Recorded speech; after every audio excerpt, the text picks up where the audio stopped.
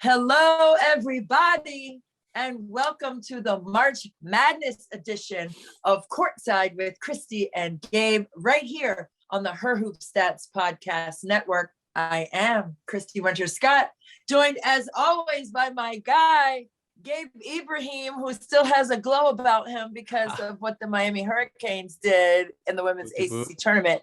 And we're going to get to that. But oh my gosh, Katie Meyer, I love you, girlfriend. She did that down there. But I forgot to tell you before we got on the podcast. I talked to Katie Meyer about you. About me? About you, because I had mentioned that we talked about the pig picking in Fayetteville. Yeah. And she had brought it up before the tournament started, and she mentioned that you gave her a little scar in her eye. Oh man, playing days. Hey, Katie, look, that was inadvertent contact in the scrum of things, and who knew you were behind me? But she knows I love her. We were the mullets. We had the mullets going on, and back in the day, so we were good friends. No, she brought it up. It was super funny. She said it was in the spirit of competition. It wasn't the truth. There, she understands. She just said she had some sharp elbows at Maryland back in the ACC. Pokey Chapman told me that from AAU basketball, but I'm like, you weren't even down there. Like, what are you talking about? But anyway. But yeah, so the Canes pulled off some crazy stuff. I talked about on a podcast it was on Tuesday with some folks I got to catch up with at the ACC tournament. And Megan did her show from the Big East tournament. Oh, we talked about the SEC. The only conference that we haven't talked about, Christy, is yours, the Big Ten. Man. You were at every game in Indianapolis, so I want to get your perspective. But first, got to mention to people, subscribe to our YouTube channel. We're going to do a lot more stuff here in March to get you all set up for March Madness. So make sure you subscribe. Make sure you follow us on Twitter at Her Hoop Stats. Our Twitter names, I think, just popped up. They're down below us, so you can see them. So follow us on Twitter as well, because we're doing all things March. I mean, I'm like now, I feel like I'm like an addict at this point. Like now I'm just going to go watch any basketball game. Like I was looking for any basketball game this week because the Wizards are out of town and the Capital City Go-Go are out of town. I was like, okay, I'm not gonna get any pro ball. So gonna stick with college. I'm gonna go to the Patriot League semifinal between American and Boston U tonight, which was last night because you guys are listening to this on Friday, but but it's going to be really fun. So I'm so hopped up for basketball. So I'm excited to talk about the Big Ten tournament. Absolutely. And you know what? I'm going to go ahead and break this out right now because I got you this t-shirt. You wanted that Nia Clouden thing. Yes. I had to bring one back for you. Can y'all see it? Is it on the screen? It is on the screen. It is on the screen. Good. So when I see you, Gabe, I mean, I could Amazon Prime it too, but I don't know what that'll cost. So I'll see you soon and hand you over this nice gift. I'll put it in a bag and everything and gift it up for you. Yeah. Thank you, Christy. But man, that Big Ten tournament, so many crazy games. The first day, Rutgers really fighting for everything that they got this season. And they really showed well on that first day. The same with Illinois. I mean, I think they hit 15 threes or something insane. So you could really see the sense of urgency with all of the teams. But I just thought as the week went on, you saw the defensive teams coming out on top. Yep. And when you have a team like Indiana playing Maryland on a Friday, when at the beginning of the season, Gabe, we were talking about these two teams battling it out possibly for the championship. And here we are on not even in the semis, having that matchup.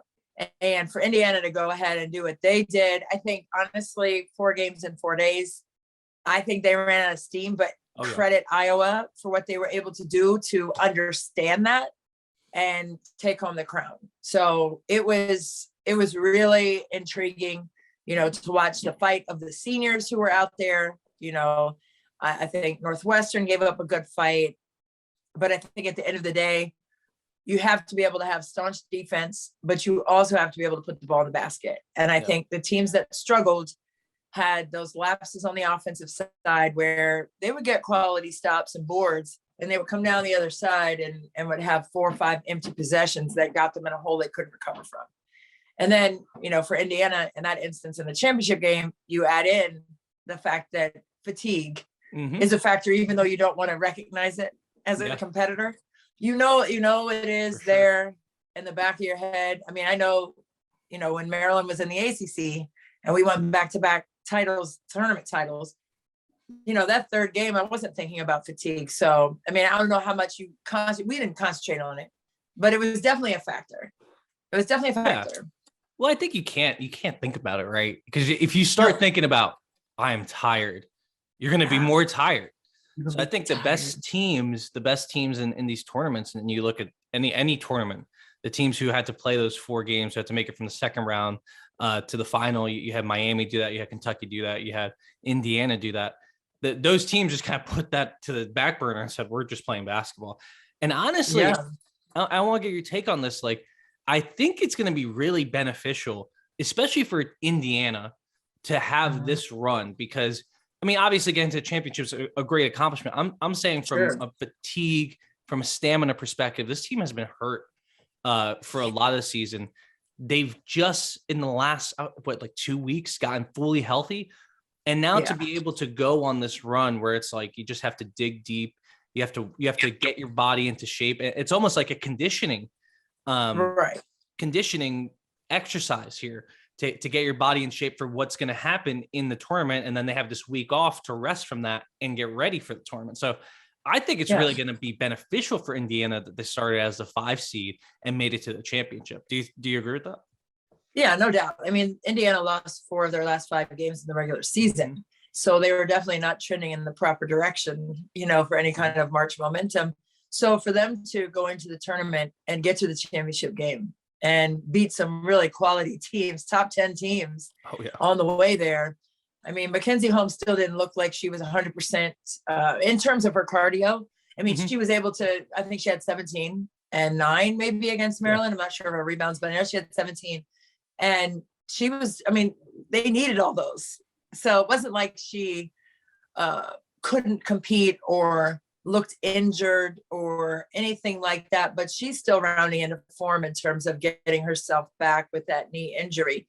And so for the entire team, I think she meant so much, obviously, in her absence, and them just getting her back. And she wasn't necessarily on a minutes restriction, but I mean, there was a time she took, it was like a mid-range shot, and it came up just a tiny bit short, and coach took her out because I think she knew she didn't have her legs under her.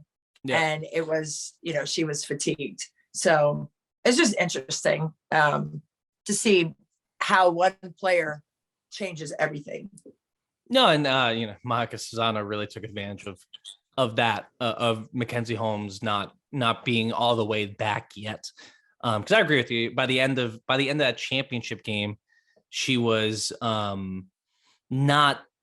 she just wasn't fully healthy. And I think Susano just took advantage of that and, bowled into her and got a lot of points. And we'll talk about Monica Susano. We could talk about her right now, but I just think for Indiana, they could have won that championship game. They had really good looks late that just didn't fall. Yeah. I think it goes back to not having the legs. And I think having this tournament run is going to get some legs under them. And hopefully this week of rest will help them get healthy in order to, compete on the national stage, which I think they will. I think they will be able to do. I think they'll be able to compete for a Final Four. We'll get to that a little bit. We do have to talk a little bit more about the law firm of Susano and Clark, as you like to call them. Hey, man. That thing blew up, didn't it? They have t-shirts. You know what? Caitlin Clark said she was going to send me a t-shirt. She inboxed me and she was like, this is what you wanted. Now we have these t-shirts. And, anyway, it's so cool. I just think with the NIL and all of that. And I kind of made a joke early in the season. I was like, you need to put that on a t-shirt, and then boom, there it is. And then apparently they all sold out like within a day. Oh, yeah. Oh, I was going to buy insane. One. Yeah. Well, they might restock, but I will say that kind of like blew up into like a Twitter fire with the link to buy one. But, I call them the law firm because they just command so much authority on the like court. They're just amazing when it comes to their chemistry, and they're just in sync with one another. And you can't discredit that and say, well, she's doing what she's doing inside and Caitlin Clark's doing what she's doing outside. And it's not just about their scoring ability. It's about, screen assist for Monica Czinano. It's about, the ability for Caitlin Clark not only to lead the country in scoring, but also to lead the country in assists with 8 assists a game. So she's a monster, and she knows her teammates very well. So you have to give them credit for what they've been able to do. And that's why they won the championship. And it's not just because Monica Czinano had 30 points. She did go off, but she did go off. But I think, on the Her Hoop stats, stat logs and all of that, I would like to see how many of Monica's points came from Caitlin Clark. Like, of her 30, like, how many of those did Caitlin Clark assist her on? And I'm sure it's probably more than half. Had to have been more than half. I know some of them she got put backs on rebounds and stuff like that. But I'm sorry, like, she had to have assisted on more than 50% of her offense in that championship game. Yeah, and so I'm looking at it right now. Caitlin Clark only ended up with 2 assists. I'm with you. I was watching that, and I was like, now I'm looking at that assist number. I'm like, there's no way. I mean, Kate Martin ended up with 8. McKenna Warnock ended up with 5. And I think what was happening, it's to your point, that what was happening is Caitlin Clark gets so much attention because that's true. She dropped 41 points on Nebraska in the semifinal, and Monica Czinano had 22 in that game, but neither here nor there. Pedestrian. Neither here nor there. So I think Caitlin was getting so much attention, and she was getting not double teamed necessarily, but trapped, and they were sending a lot of help her way. That the player one pass away would then get the ball down inside. So I'm wondering I don't know if anyone keeps track of hockey assists. Like, I call them hockey assists because in hockey you get an assist for that if you pass to the pass that is an assist. And we should do that in basketball too. But we should do that. If someone's keeping track of the secondary assist or the hockey assist, I bet you Caitlin Clark had a ton. She also they work so well together. I mean, when they get the empty side, I remember one play, Monica Czinano, she got fronted. Well, it was really good defense, actually. I mean, Holmes was on her back and Holmes was on her front once the ball kind of moved to a position where it was going to be a really tough pass. And then, Czinano put her hand up and the ball was there from Caitlin Clark. It was just one of those passes where it's like she just kind of turned and had an inch and the ball was right there to turn and score. And it was really easy for her. And I think, Clark really sets up everything they do, but the Hawkeyes are a good team around those two. It's not just those 2 stars. I mean, shouts to Kate Martin. She had some huge plays down the stretch, 14 points in the championship game. And McKenna Warnock, as we talked about throughout the season, she unlocks a lot of what they do. So, I mean, I don't know how far do you think this Iowa team can go? Like, realistically, how far could they? Realistically, I mean, obviously, see, my voice is still bad. All those games, honey, all those games. I do have some tea. But anyway, I think for Iowa, number one thing, you got to stay healthy.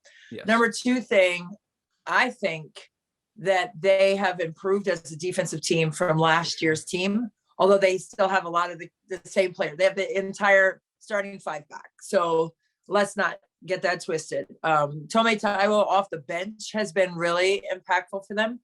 But I think, the glue player and Lisa Bluter, the head coach for Iowa, has said it all year long. And the entire time that Kate Martin has been, hold on one second, Dewey is like chewing something. I was wondering what was happening. Dewey, get off of that, Dewey. Hold on. I have a child. I have to childproof something for Dewey. He's fine now. He was chewing something he shouldn't have done. Anyway, I'm fine. Well, he's a cat. He's a silly one. But with Lisa Bluter, she's always said that Kate Martin has been the glue for the team. And, what she does is sometimes immeasurable, but with those 14 points, like you said, I think it's just the grit that she brings to the table. I know there was one possession. We were sitting right there. So there was one possession somebody hit the ball out and she saw it and it was like a bang, bang play. And she was like, that way. Like she was just so demonstrative with her passion for the game, and her competitive spirit was on an all-time high. So, I mean, without her, they don't win, right? I think without her on the floor, they don't win. And it's just all the little things, like getting her butt on the floor to get a loose ball, like setting up plays and just, you know, when I say setting up plays, I mean like setting great screens, right? And getting in for the offensive glass. Like all of her things are, you know, all of her stuff is through the mud, Kate Martin. And she's just an amazing talent. And Warnock is an X factor. We know that. We've been saying that. But you know, the key pieces obviously are the bookends, and that's, you know, the law firm, you know, Caitlin Clark and Monica Sonano. And those two, I think if they all stay healthy, I think they can make a solid run to the Elite Eight. And if not, the Final Four. I think their ability to score the ball is unmatched, really. When they're at their best, and we've seen them, I mean, they put up 104 points against Michigan at the end of the season. Oof. It was 104-80, 104. So, I mean, good luck stopping that when they're on full force and have the ability to score over 100 points. I'm going to look up where Charlie Cream has them, because they're going to need a little bit of help. You know, because really what it's going to be predicated on is the attention that teams have to pay to Caitlin Clark. If they have to send two, you know, if they have to really restructure the defense, a team, let's say, you know, let's just use an example, like Kentucky, Ryan Howard could play straight up against Caitlin Clark as much as anyone else can in the nation, right? Sure. So they're not going to have to switch up as much in theory. So it'll depend on their matchups, but I'm with you. I see an Elite Eight team here. And let's see. So they're currently the 3 seed in Bridgeport. So they would have to play Southern Illinois, the winner of Ole Miss, Washington State. Both of those teams are pretty good. I would say it breaks pretty good for Iowa in that case.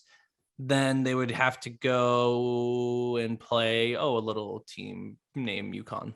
I don't know if you've heard of them, Connecticut. Well, a little bit. I've heard of them a little bit.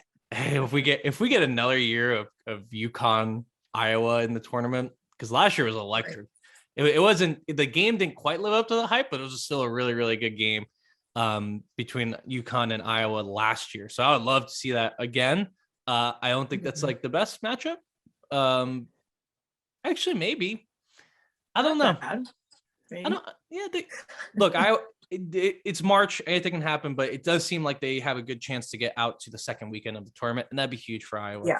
To get again to the Sweet 16, and we'll see who their 2 seed is, if they're really going to be a 3 seed, because there's some better matchups for them than UConn.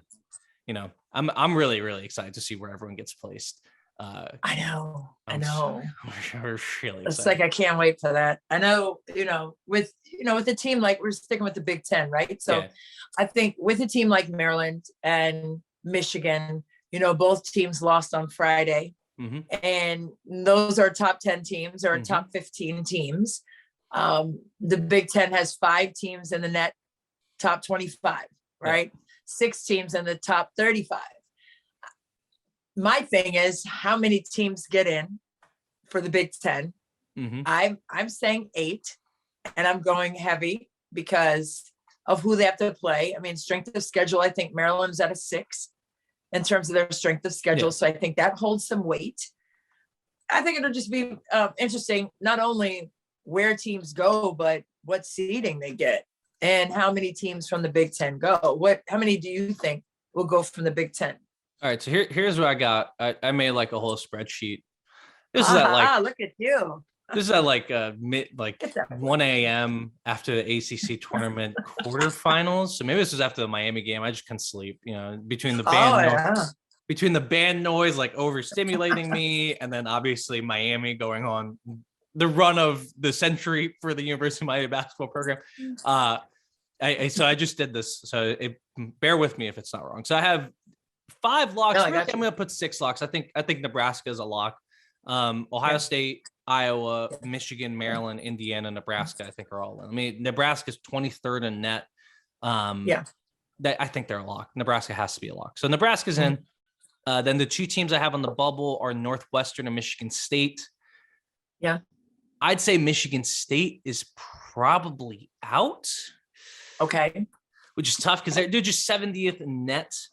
And they have a losing record in conference. And I know it might seem a little silly, right, to just say, hey, they have a losing record in conference, they're out, because it's a really tough conference. But it is tough to say that. And they didn't really have a long tournament stay.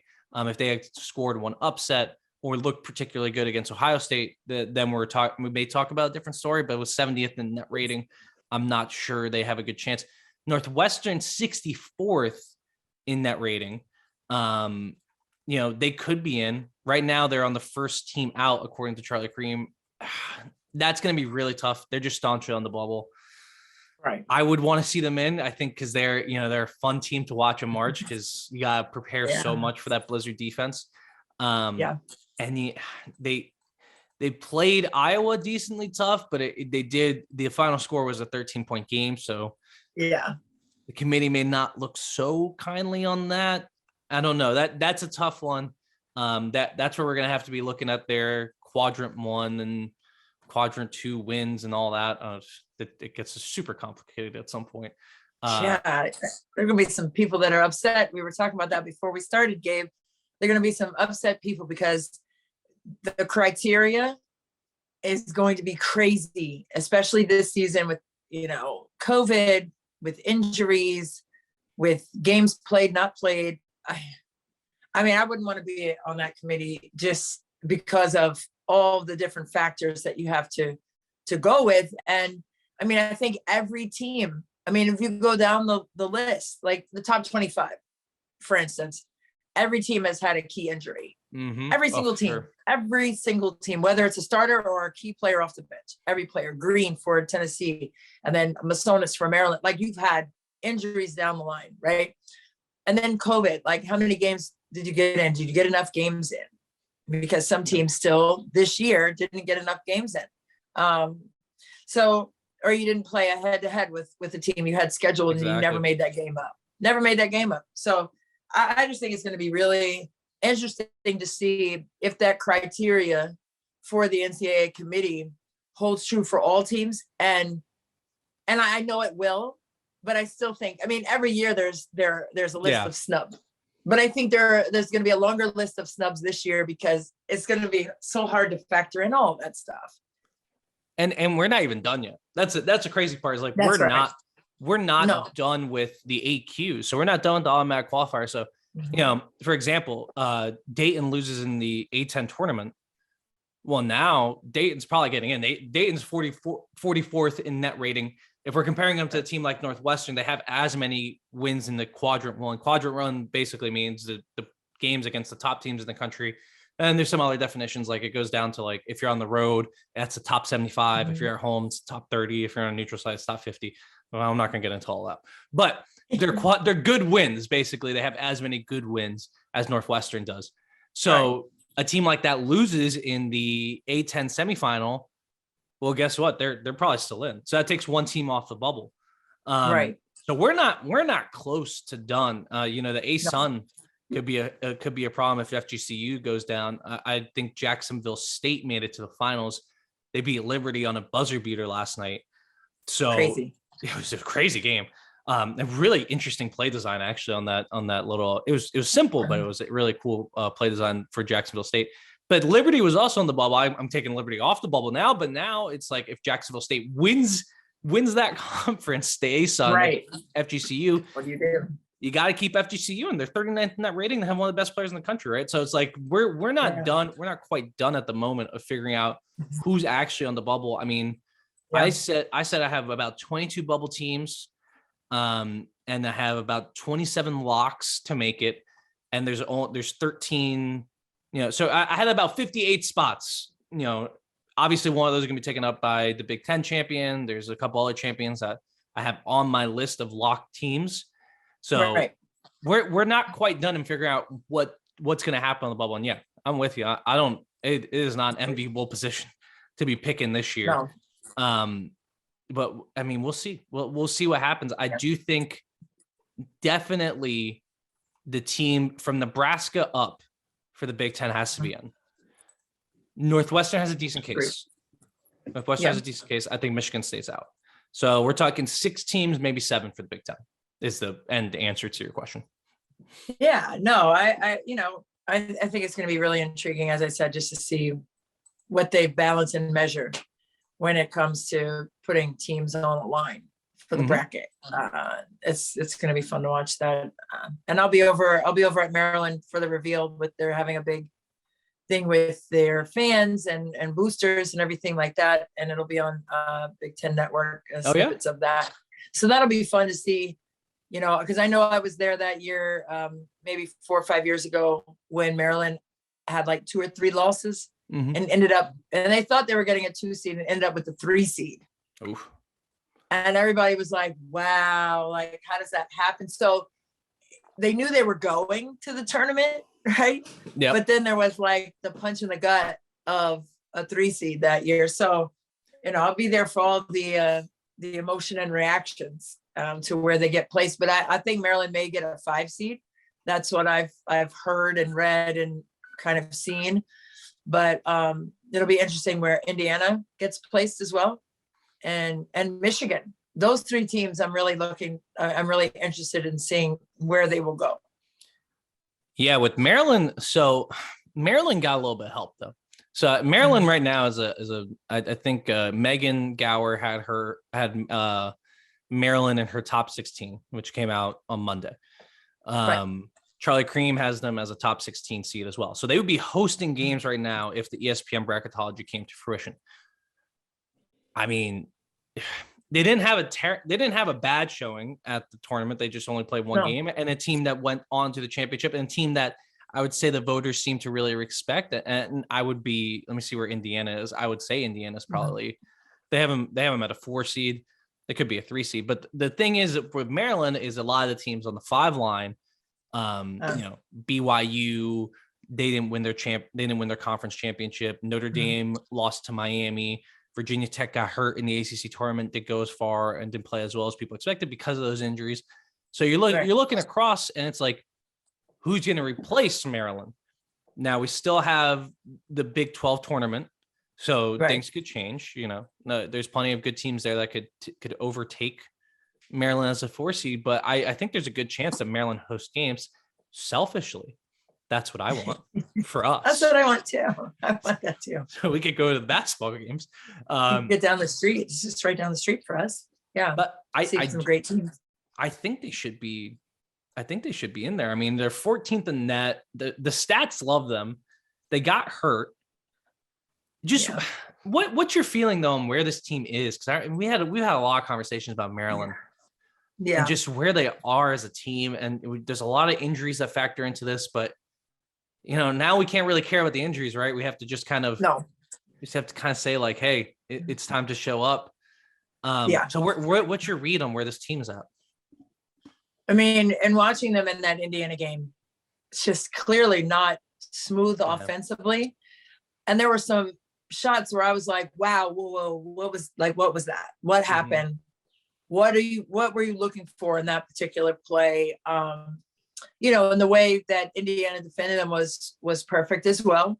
They gave them the shots they wanted them to take rather than the shots Maryland wanted to take, if that makes sense. Yep. Like we're going to give just for instance, I know there was a play, I believe it was in the first half, where Angel Reese was wide open at the 3. And she looked around, nobody was there, and she shot it because Indiana was like, shoot it. Yeah. And she missed it. Right. And for me, that was a clear example of Indiana dictating in that game. And you have to be disciplined in those moments. And not to say Angel Reese hasn't made a 3. I think she has. So it's like, but they went with percentages. And, I think right after that shot, Brenda Freese took Angel Reese out, because it's about discipline. Like you can't fall into, which she should have. Okay. To be clear. Yeah. Okay. Which she should have taken her out, which is a great decision. And, you pulled that shot and I need to pull you out of the game just for right now. And it's about discipline in the postseason. If teams are giving you what they want you to have, then that's not good for you, right? You have to be the one dictating on offense and defense, right? Put pressure on them. If they're giving you that shot, drive it to the rim. That's her forte. Take them to the rack. So it was just situations like that where Indiana totally dictated what they wanted Maryland to do. And it was, and I don't think that Ashley Owusu was anywhere near herself. First team last year, I believe, in conference, second team this year. And I know she's been injured and trying to make her way back. So, no shade, just an observation. I just don't think that she was 100% with her decision-making or with her conditioning or with her shot-making ability. Yeah. And they needed that. They needed those three things from her in that game against Indiana. And give Indiana credit again for applying that pressure, knowing that she wasn't 100%. Diamond Miller, I believe, only had 4 points in that game. Yeah. And she needed to come alive too. And they just didn't have that complement. And that's where you miss a player like Faith Massonis, is what we were saying earlier. I mean, she had the ACL injury, although she was off crutches in Indy, which is good to see. She's on track ahead of schedule, she said to me. So, I mean, but you're missing like another player who can score. I mean, Mimi Collins wasn't hitting. Chloe Bibby wasn't hitting. Like, somebody's got to be consistent. And they were missing that. No, I agree. And, to your point about Angel Reese, you're open for a reason. You got to think about that. If you're wide open, it's happening for a reason. You should think about the shot you're taking. She is 1 for 10 on threes this season. 1 for 10. So, yeah. Also, this is just on a side note. I was listening to, the Basketball Immersion podcast with Bryant's men's head coach. And he was like, and let me know if you ever did something like this. He has a shooting test every Monday. So you have to, I forget what the exact drill was, but it's like a high intensity, you have to make X amount of shots in whatever. Okay. And if you don't pass it, you can't shoot a 3 that week. Oh, okay. You know what? Send me that, please, for my high school team, because I will, because I thought it was super interesting. That test. He was like, players will come up to me and be like, Coach, I need to be able to shoot. He's like, just make your shots. If you make the shots. So I was just wondering if that's something that is happening to Angel Reese, because I think she was, she is kind of she's supposed to be a wing in a center's body to a certain extent. So I wonder if she's just like not making those threes in practice, and that's why she can't take them in the game, because she's only taken 10. But yeah, don't in conference tournament time is not the time to be experimenting from the 3-point line. But to your point about which is why she came out of the game. But go ahead. I'm sure there's I would love to, maybe I'll ask Brenda Freeze about that when we get a chance. To your point about Ashley Owusu, yeah, she wasn't 100%. She just didn't have the lift. I mean, she had 21 points, a heck of a game for being somewhat hobbled.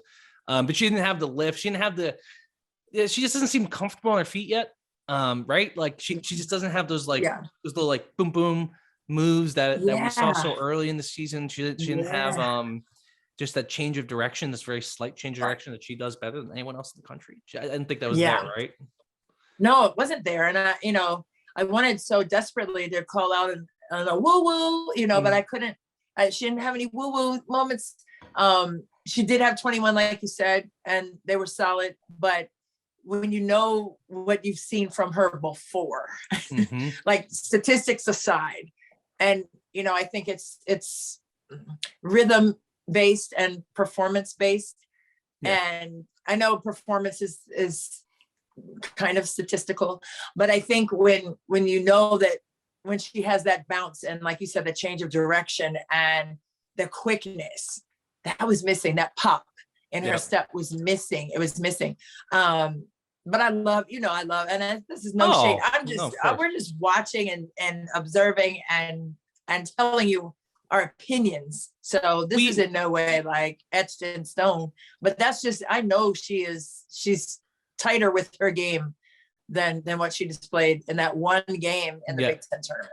we have high expectations. We and everyone else Yes. truly should have high expectations for this Maryland team. You look at the collection of talent, and yeah, they faced injuries all year, but it is a national title team. There is a national title team there. Mm-hmm. I don't think they'll get there this year, because there's been just so much adversity, and just like you can only go through so much and come out and remain that team that your talent suggests that you are. Right. Any team in the country, I don't care. And Maryland may have a claim to be one of the teams that's faced the most adversity in the country this season. That being said, I mean, there are little things that they could do better. I think getting Katie Benson needs more than 5 shots. She can't finish a game with 0 points. That to me is, I haven't super dug into the tape on why that happened. I haven't really been I didn't watch her specifically. But I'm guessing Indiana just kind of took it away. But they have to find ways to get her open, whether that's on staggers, whether that's, pinned down, whatever you need to do to get her some shots, get her some more shots. I also think Diamond Miller, she needs to be more efficient. 2 of 11 is not going to cut it. Same with Chloe Bibby. No. Diamond is, one of the top 3 players on this team. At times has been the best player on this team. You need more from her. And I think if there's a team that's going to surprise us and make a Final Four run from that 4 line or that 5 line or wherever Maryland is, I think it could be Maryland. I mean, because who has, there's not many teams in this country that have as much talent as Maryland. No, and I completely agree with that. And it just all has to come together at the right time for them. I know it was extremely disappointing for them to go out that early after winning 5 of the last 7 Big Ten tournament titles. And they've been in the conference for 7 years. So this is the first time that they haven't competed for a championship. They've always been to the championship game, except for this year. So I know that there's a lot of pride on the line with them in that regard. And yes, they possess the tools to get to the Final Four and beyond. And, you look back to how hard they played South Carolina and how Brenda Friese after that game said, we're right there, we're this close. So I think for that kind of display of basketball, if they had played that way, like they played against South Carolina, against Indiana, all bets off, right? I think that would have been a different story. But they just were not the same team in terms of their effectiveness offensively and their cohesion on the defensive end. But when you look back to that game, they can do it. So to your point, they are able to play that way, but they just need to be consistent with their abilities because we know they have it. Right. Yeah. So it's not like we're asking them to do something or we're not expecting them to do something that they're not capable of doing. We've seen it. Yes. Right. So you just have to bring that to the NCAA tournament and make that strong run. Then they have this week, so to a certain extent for some teams, your Miamis, your Kentuckys, your teams that made runs in the tournament that are feeling hot. I think the week off is a bad thing. But for a lot of these teams like Indiana, Maryland, the 2 teams we talked about here, is like this week off is really nice to just get your mind right, to get your body right. There's teams that went out early in their conference tournaments, have a chance to reset and focus on it and feel that and then get ready to make a run in the tournament. So I hope Maryland can get right. And if Maryland can get right, like we said, there is nothing stopping them from being the best team in the country. But I don't know. I wouldn't bet on Maryland getting to that level this year. I hope they do. But I just think it's been so much adversity. I feel really bad. And we expect more. It's not just, I don't want to give them an excuse because they won't give themselves an excuse. So, but it's just tough. Let's talk about the other 3 teams. We talked about Iowa, we talked about Indiana, we talked about Maryland. Let's talk about Michigan really quick. Where do you see this team in the grand scheme of the tournament in terms of just like how far they can go? They're 16th in net rating. If you want some stats, they have Naz Hillman. At times they've been a top 5 team. And then they also just have some, bad losses, right? They lost to, who'd they lose to in this tournament? In the tournament, they lost to Nebraska. Another team we got to talk about. So what's your sense of Michigan and where do you see them in the grand scheme of things? Man, I love this Michigan team. First of all, Kim Barnes-Rico, we both have 3 kids, so we have a really good bond. We talk about it all the time. But I think with Kim Barnes-Rico receiving Coach of the Year, I think that kind of tells you what this team was able to do all season long. they are another team that has the capability of being a strong force in the NCAA tournament and making a run to the Final Four, Elite Eight, Final Four. Those are the areas that you kind of picture them in because of what they have on the floor. And I think last year, what you saw when they made that run to the Sweet 16 was team play. And yes, Naz Hillman is incredible. She's one of the top 10 for the Naismith Player of the Year this year. So, I mean, that is already a given with what she is able to do. But I think the beauty of the Michigan team is their depth this season.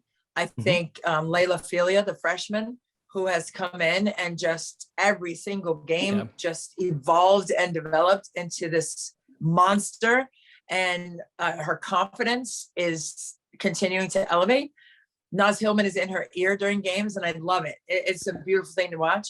But I think for Michigan, it's Leah Brown, who I think has made a big difference for them. I mean, she was out with injury. We're talking about how injuries have impacted teams. She was out for 3 weeks with an ankle injury, and they lost that good juju. They lost that good momentum when she went out, because now teams can kind of load up on Naz Hillman. If Maddie Nolan isn't hitting her threes, which she does at a 45% clip, by the way, she can shoot the flat, she can shoot the air out of the ball. Okay. But if she's not hitting, right, they had a hard time finding another third or fourth player who can score in double figures without Leah Brown on the floor. And she's lanky. She's a defensive disruptor. So not only are you missing her near 20 points a game in Leah Brown, but you're also missing her defense and her rebounding. And her ability to spread the floor. Even if she's not shooting the ball, she spreads the floor so they can't load up on Naz Hillman, right? So in her absence, it kind of changed everything in terms of game planning against them. So for me, it was in that game against Nebraska where Leah Brown transferred from, by the way. A lot of different dynamics. I just think that it was disappointing, especially the way that they lost. They had 4.4 seconds. They inbounded the ball. Leah Brown inbounded the ball to Emily Kaiser. Kaiser pulled and shot this three from, 3 or 4 feet behind the line. They're down 3, right? Needed a 3, but Leah Brown was the trigger from out of bounds. So it's like, and she was standing there like this to get it back, right? So I think it was just the execution down the stretch. And they turned it over to Alexis Markowski underneath the basket on the play right before that. So it came down to executing at the end of games. And I know they're able to do that. And I know it was that I know sat with Kim Barnes-Ricker, probably still sitting with her in a stinging way, just because that wasn't the play. I mean, that couldn't have been the play for Kaiser to pull that. And it was just lack of focus at that juncture. And when you're in a situation like that in a tournament, that's going to always be what you think about when you think about postseason play. When that calendar clicks to March, you're going to think about, man, we kind of messed that up at the end. Well, and they're playing a good team. Nebraska's really good. Yeah, flat out tough. Yeah. So it's like you look at the stat line, and I'm sure there's a lot more we could talk about, but Michigan 3 of 12 from the 3-point line. Nebraska 8 of 17 from the 3-point line. That's the difference. They're right there is your difference in the game. And it's tough. It's a tough pill to swallow. The thing with Michigan is I don't want to say they're not going to get upset. It's March, folks. Anything could happen. They're a team, though, that I think has the opposite problem of Maryland. Like Maryland has this super high ceiling that they could make it to the Final Four, but Maryland could also lose in the first round. And make no mistake about it. Like it's a very high ceiling, low floor team because of everything that's happened this year. I think Michigan is a higher floor, but perhaps a lower ceiling. So I think they'll probably make it out of their first 2 rounds. But then the Sweet 16, it'll be like, well, how are we going to find those buckets? Where are we going to get those easy threes from if teams are figuring out ways to both, double and send help on Naz Hillman and take away our more limited 3-point options? So what are we doing? How are we cutting the right way? Are we doing things? Are we game planning in the right way to give us a shot against the teams that are going to be, better than us? Because you're in the tournament, you're probably going to have to beat someone who's better than you to win the championship. Yeah. For the most part, unless you're South Carolina, Well, even South Carolina will probably have to beat someone better than them.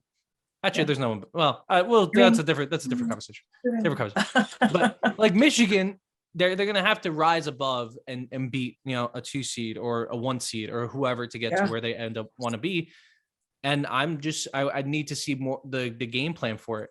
It's tough to do in your conference tournament and the Big Ten tournament specifically because you don't know. They didn't know who they were going to play.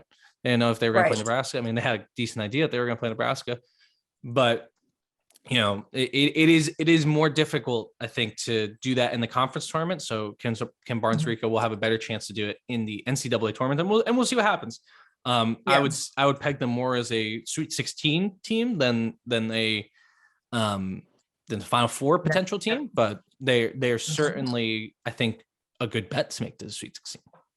Yeah, and you know, we were talking about the defensive ability of teams in the postseason and how that really anchors you in terms of your progression through the tournament. And I think, you know, they have that. They're a really, really good defensive team. They're a great offensive rebounding team, and give credit to Naz Hillman in that area, but all of them crash and get extra possessions. But I think, you know, in that Baylor game earlier this season, they didn't have the services of Naz Hillman in the overtime, right? And then they ended up winning that game because they have players, they have depth, and they have players who stepped up like Leah Brown in that particular game in that overtime session to beat a really tough Baylor squad. So I think it's got to come from more than just Naz Hillman. As she alluded to last year, she was like, it's about this team, right? Yep. And it's got to be that same focus going into this postseason. Everybody's got to be a star in their role. Everybody's got to be at their best. And it's not just at your best making your shot. It's at your best with decisions, especially at the end of games. Let's lock in and focus. We just came out of this huddle. This is what we're looking for. You've got to stick with that. And I know for sure, I don't know everything about Kim Barnes-Rico, but I know that wasn't the play. Yeah. I know that. And if it was, Kim, my bad, but that was not the play for her to take that shot. Yeah. So it's just those kinds of focus things need to, you know, they need to be on point. You got to be 1,000% ready to go. And no excuses to be made. Like, oh, my bad. No, we're not doing my bad. We're not doing all my fault. No, we're not doing sorry. You heard what you needed to do. Go do it so we can win or have the chance to win. Who knows if she did kick to Leah Brown, who knows if she would have made it. But you live and die on, this is the plan. We're going to go with it.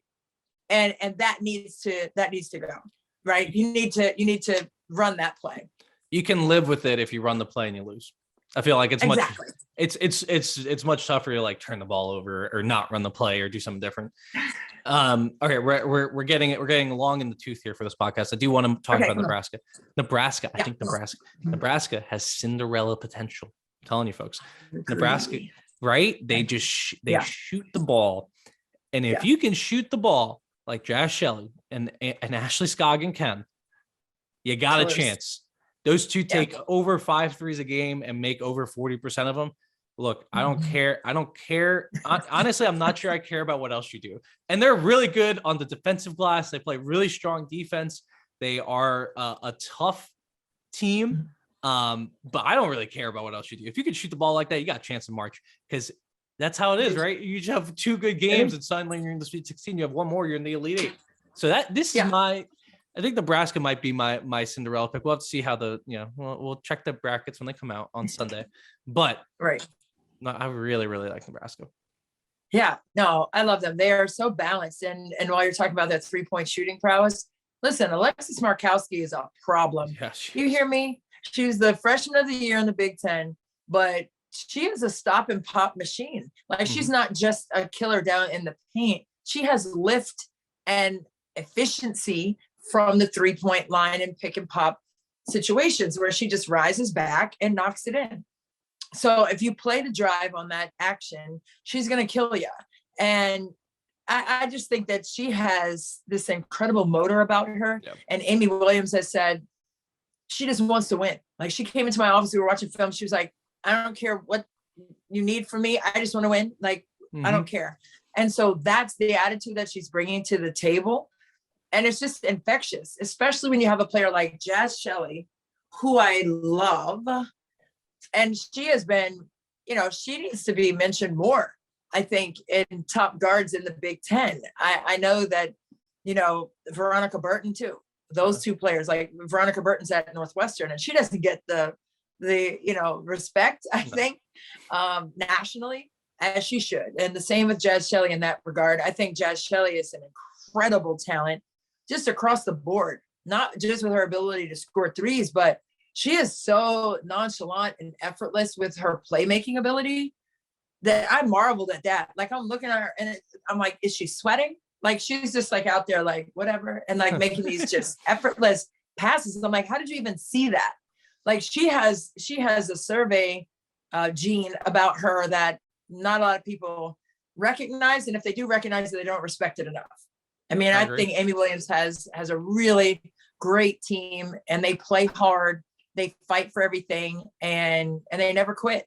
So those are the teams in March that you have to, you have to side eye, because those are the shark in the water teams that'll, you don't hear them or see them, but you feel them when they bite you. And that's what they bring to the table for sure.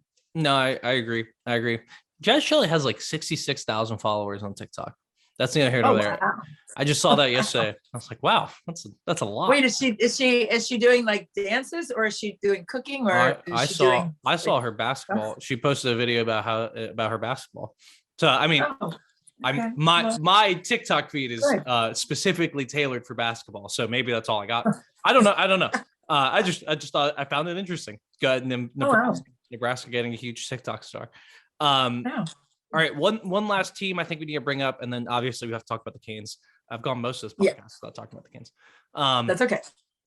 But I want to talk about Ohio State. I think they're almost super Nebraska in the way I was talking about Nebraska. Like, they also can threes. They're 7th in 3-point percentage. Let me see the volume. I forget. I just saw it. Yeah, they're 23rd in 3-pointers made. So they take a high volume and make a lot of them. They also play really great defense. They were co-regular season conference champions. I don't know why. Maybe I just haven't been watching them as much. I just don't have the same feeling. Like, I don't have that same feeling. I mean, I know Taylor Mikesell's been awesome, and JC Sheldon has also been awesome, and Braxton Miller, the player whose name always like freaks me out because she's from the same town as the football Braxton Miller. There you go. But like, I don't. Where do you see Ohio State in the grand scheme of things? I mean, their ability to grit out games, I think, to me, has been impressive. I think their 2-2-1 full court pressure has been wreaking havoc across the conference all season long. And I think that's why they shared that regular season conference championship with Iowa this year. Obviously, their ability to knock in threes, and, Taylor Mikesell leading the country in that regard, I think 46% from there, or 47. I mean, insane, right? And that she's going to do that. And you're bringing that defensive attention to her, and she's still able to do that. So when that is occurring, you have to give full on respect. But she makes just under 4 threes a game, which is insane. Yeah. With defensive attention, like, to take it away, and it's not being taken away. So good luck with that. So JC Sheldon, to me, I mean, I know they don't really give a most improved award in the conference. They don't? But I would say, do they? I mean, no, they did it for the ACC, but only the coaches voted on it. Oh, maybe they did it for the coaches only, because the media didn't get to vote on most improved. I didn't see. But if there was a most, what'd you say? I didn't see the Big Time most improved, so it may or may not exist. If someone knows that, please let us know. Yeah, I need to know that, because I know I'm a media voter, and I didn't see that for players. But if coaches have that, I just think, when you have a player who has to jump in because of the injury to Madison Green, who was everything to them in terms of distributing and organizing the offense, she came in seamlessly and like rocked it this year. I mean, first team all conference for JC Sheldon this year. And I think, if there is a most improved, I've definitely given her the crown for that. But I think with Beacham's ability to come off the bench and be impactful with her mid-range game, her ability to defend in the paint and finish in the paint, that has been an X factor for them. And I just think when you have players who grit and grind it out, I mean, I think it makes a big difference in what you do defensively. And I think Kevin McGuff will agree with that as well. I mean, he said it's our defense, you know, and we have to be able to make shots to get into that, you know, so they can apply that level of pressure with Sheldon and Mike Sell at the top of it, harassing. But I think, you know, as the NCAA tournament proceeds, I think they need to, you know, stick with that, obviously, but they got to be able to make shots to be able to pressure and do a great job with that. So I think that's going to be something to look for them for sure. Yep. Good.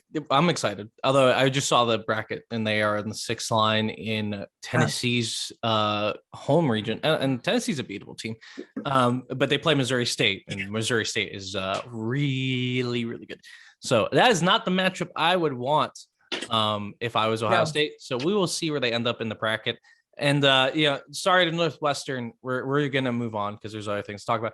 We love you, Veronica Burton, very, very much. And Joe and everyone in the Northwestern program, they are very nice to her hoop stats. We will see you guys hopefully in the tournament, and if you're there, we will definitely talk about you. Shout to my girl Nia Clouden at Michigan State. If she is good in the WNBA, I promise you, I will be wearing that shirt, and I will never shut up about it. Okay, I just want to let everyone know if she makes the day she makes an all-star team in the WNBA, I will never ever shut up about it. Also. Shouts to Purdue, Minnesota, Penn State, Wisconsin, Rutgers, Illinois. Thanks for playing.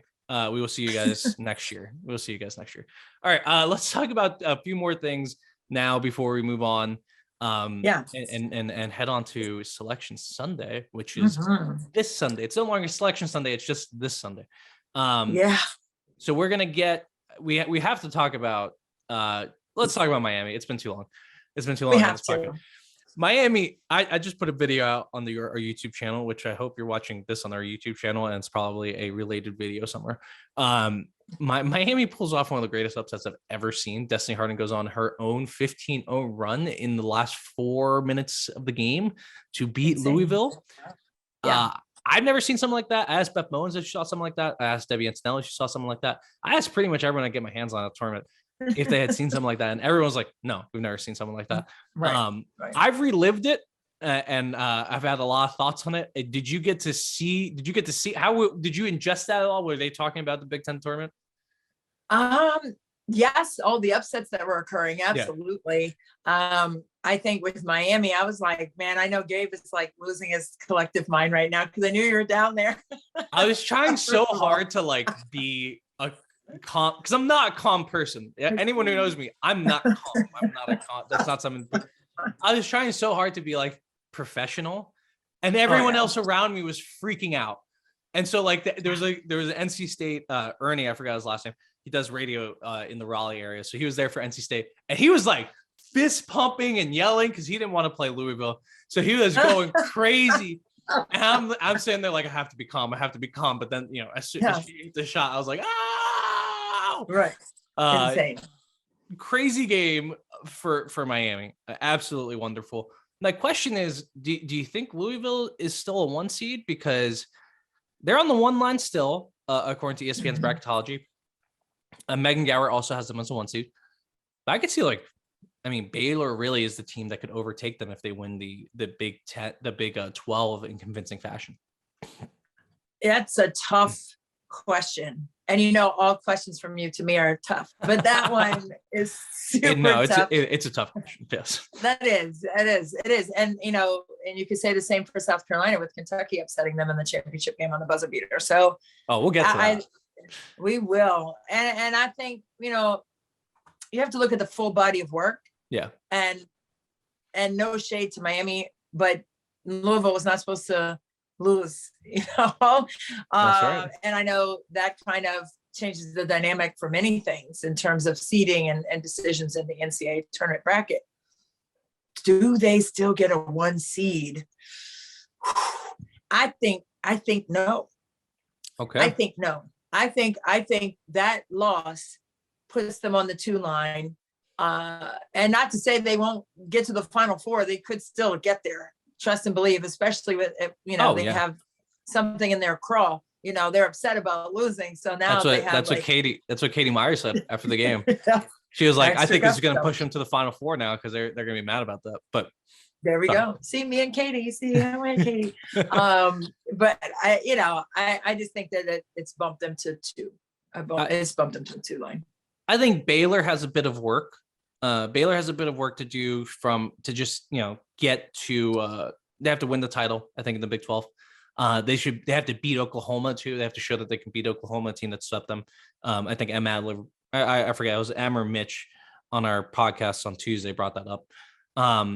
But I could see it. I mean, like, when you're pitching, it's easy to pitch, and Alyssa Smith and company as a number 1 seed. Like, it's just an awesome team to watch. So it also makes the seeding. That was the other thing we brought up. It makes the seeding, like, placing teams a lot easier, because in South Carolina goes to Greensboro, NC State goes to Bridgeport, Baylor goes to Wichita, and Stanford stays in Spokane. So it makes a lot more sense from that perspective. I think they could do it. I mean, look, there's a case that UConn should be a 1 seed. I don't know how I feel about that, but there's definitely a case that UConn should be a 1 seed. They're 4th in net rating. They have a really good they have the same Q1 record and only one more Q2 loss than Louisville, and they won their conference tournament and didn't get bounced in the first round. I would say Baylor probably has an inside track, but we'll see. More shenanigans have happened in the past with with UConn, so they could sneak into that 1 line. But I don't know. I'd still put Louisville there. If Louisville was a 1 seed coming in, right, that Miami game, you could play it 100 times and it would literally happen less than once. There's a 99.9% chance that Louisville wins that game. So yeah, I don't know how much you want to take from it, but it was certainly it wasn't a fluke, I would say, because Miami did end up beating Notre Dame, another really good team, but it was weird. So I'm not sure how much we can take from it. So I won't knock down Louisville too much. I think it pushes up Miami more, just because of the grit and the heart that they showed. Agreed. I had Miami in my top 25 because of their run in the tournament. Oh yeah, I put them at 25. Because how do you not? I mean, they beat a top 5 team. They beat a top 3 team in the country, and then beat a top 20 team in Notre Dame. I mean, back-to-back days. Come on. I'm not sure. You got to give credit where credit is due. And I don't care what people say on Twitter or whatever like that. They're always like, well, what about our team? They didn't make it, and you didn't vote for our team. Listen, like what you just said, Gabe, grit and heart at this point in the season, I measure that heavily. And I think with Katie Meyer and what she's been able to do, I mean, this is 17 years that she's been there. And that was her first time getting to the conference title game in the tournament. Come on. I mean, there was magic in that week. There was magic that week for the Hurricanes. And this is not her most talented team. This is not the most talented team that she's had. This isn't even, honestly, this isn't like close to the most talented team she's ever had. This is just a team that, I don't know, they really believe. We talked about them all year. Like they come into every game, not scared and ready to play defense. It's just more of a question of whether shots fall. Are we hitting our spots right? Like, are we doing? So look, Miami. I said this on our last podcast. They could either win. They could lose in the first round, or they could make it to the Sweet 16. Like it's just one of those teams. Currently, ESPN has them in Greensboro as the 9 seed on South Carolina's 1 line, which I would not like. If Louisville is the top seed, you gotta put Miami on the 8 line of Louisville, because we gotta see the rematch. Come on, committee.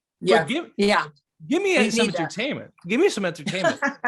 And some drama. That would be very dramatic. It'd be great drama. Let's talk about South Carolina. Speaking of great drama. Great drama.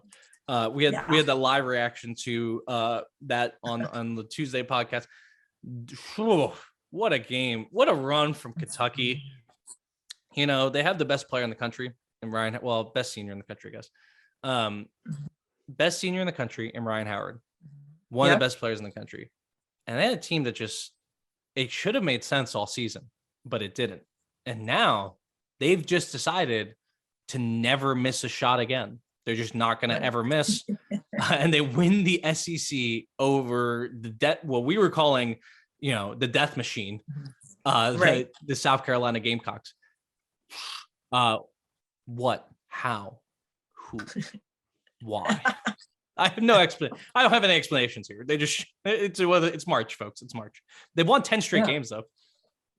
Yeah. I mean, I think for Kentucky to do what they did in that game down the stretch there, we're talking about grit and heart. I mean, they were 500 in the SEC going into the tournament, to the SEC tournament.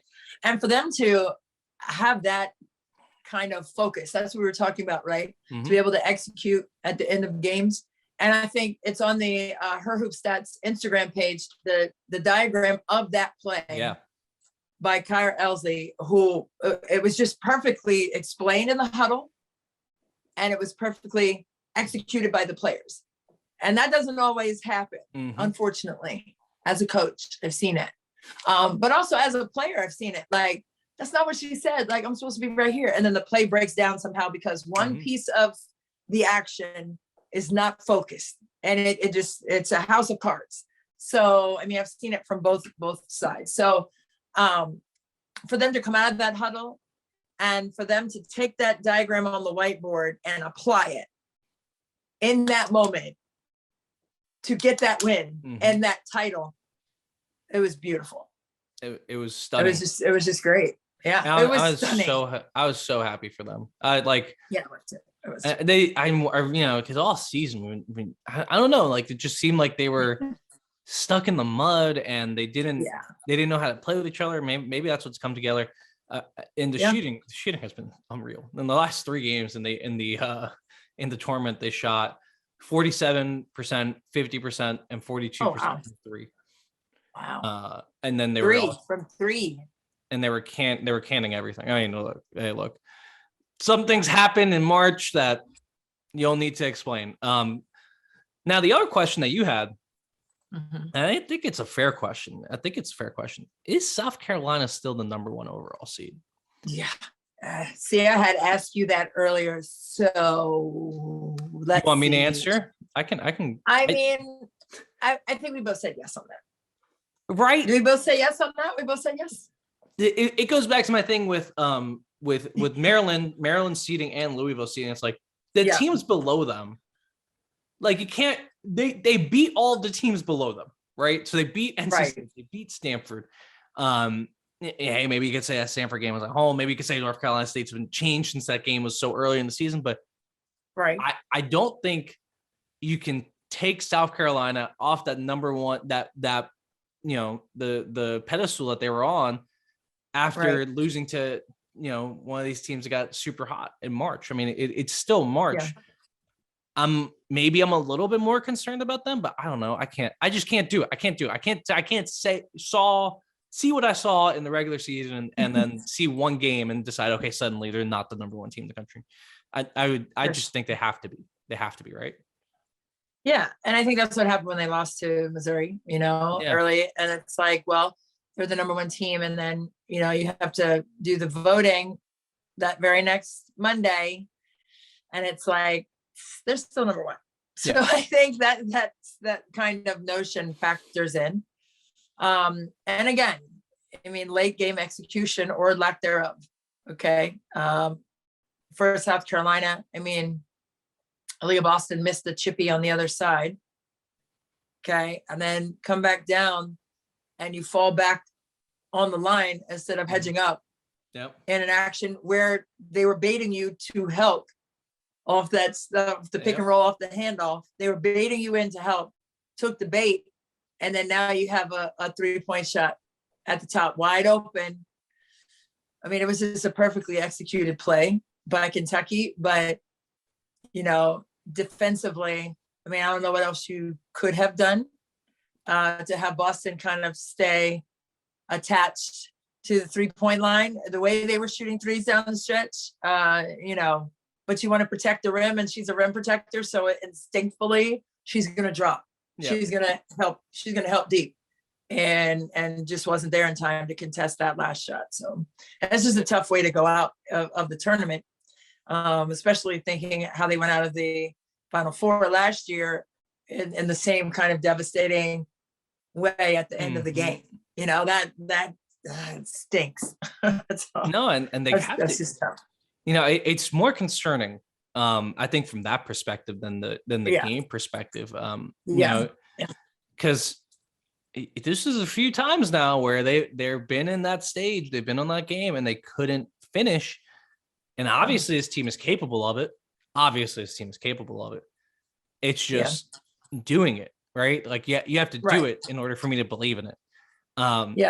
So I don't know. I mean, it's going to be really interesting when the brackets come out. You know, spoiler, I'm going to have South Carolina in my Final Four. Unless they play Miami in the second round, because I always have to have a bracket with Miami winning the national championship if they're in the tournament period, because you have to live with yourself somehow, and that's how I live with myself. But South Carolina, I mean, they're going to be in my Final Four. It's just a matter of, like, when they get there, do I trust them to? You need a little bit more of, like, freelancing, I think. I don't know. I don't know what it is. I think maybe they're just so good that they have been tested, though. I don't know what to say. They have been tested. I mean, they've beaten 11 ranked teams. 11 ranked teams. I mean, they've gone on quite the run, but again, I mean, with what we were saying about Louisville now being extra hungry going into the tournament, I think you can say the same thing for South Carolina, and that, my friend, is scary. Yeah, like, to be more hungry. Okay, Destiny Henderson more hungry, Aaliyah Boston more hungry, Bria Beal. I mean, and Dawn Staley. I mean, let's not forget. So she's going to have them ready to go, especially how last season ended, especially now how the SEC tournament has ended, just one loss going into that tournament. And then for them not to get the title is frustrating, I'm sure. No, but frustratingly fueling for that group. Yeah, I'm with you. I think it's going to be, we're going to see a team, like, just killing people in the first 2 or 3 rounds of this tournament, possibly until we'll see. Yeah, actually, I mean, if this bracket comes to fruition, ESPN's bracketology, I don't see a single team that can test them before the Final Four, outside of Miami, of course. Miami's going to test them in terms of just grit and toughness. So Miami doesn't have I don't think, the talent to pull off that upset, but I don't know. South Carolina, it's a little odd. I'm going to kind of take my grain of salt, though. I'm focusing on the grain of salt part of this rather than the potential concern of it, right? I think that's the right way. I think that's the right way to approach it. That's the right way. Okay, I mean, like, that's all I got. Next week we're going to be picking brackets. But anything else we want to get to before we're in March Madness in earnest? No. Hey, I just wish the best for everybody. I know for me, and it's been years, right? But for me personally, Gabe, whenever that calendar flips to March, all the memories rush in, good, bad, ugly, otherwise. But man, it's just a great time of your life, and it's something that will stick with you forever. You understand me? So for all the coaches, all the players, all the support staff, all the administrators and everything like that, ride the wave and just enjoy the moment that you have the opportunity to compete at this epic level. 68 teams now in this season, so a lot more opportunity for extra teams to experience this, but it's just a thrill. And when you love the game, which I know everybody out there does, it's an amazing opportunity to show all your hard work and those empty gyms in the summer, you're getting those extra reps. It just shows what that's all about. So I can't wait. The madness of March is here, and we're right in the thick of it, and I love it. Yeah, and it's also a chance to prove how dumb you are, as I do every single year picking this bracket. I just always am wrong, no matter what. So we'll pick brackets. We did this last year. That was super fun. So we'll pick brackets, and so what we have. When's the actual game here? So it's the 16th. So what day is that? I don't even know. I believe it's Tuesday or Wednesday. Yes, that would be on Wednesday. Wednesday's the first round. We have that's the first 4. So Wednesday, Thursday is the first 4, and we got the tournament, baby. It'll be on the 18th, 19th, Friday, Saturday. Ooh. Sawing and cracking. I Maybe love we'll it. be in College Park. Maybe we'll be in College Park. We'll see. Then I can give you your I t-shirt know. if it's in College Park. We I'll gotta give do you your something. hand clap. We gotta do something in person, regardless, though, for the tournament. Yeah, we have to just get together. We have to get together and do something in person. We absolutely do. And speaking of getting together, before we get off of here, I just want to send thoughts and prayers to Brittany Griner and her family and the Phoenix Mercury family. And we're just praying for the best for BG. It's just really scary. Without getting into it, we already know what it is. So we're just hoping that she gets back safe, right, Gabe?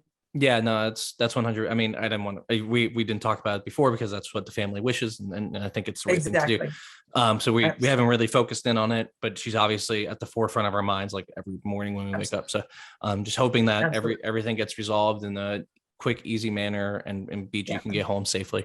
Absolutely. That's definitely on our mind. We just, we're trying to do the right thing here. So we'll hopefully next time we talk, we'll have more information, good information to share with everyone, but we'll have the tournament. We have so much going on. I'm just pumped. I'm pumped for where we are in college basketball. I'm gonna be watching so much tape now. I'm just gonna be in a hole watching game tape for the next week and a half. Fun stuff. Yeah. And we don't have to go home, but we got to get out of here to go watch some March Madness games. But we appreciate you guys joining us again right here on Courtside with Christy and Gabe on the Her Hoop Stats Podcast Network. We will see you next time.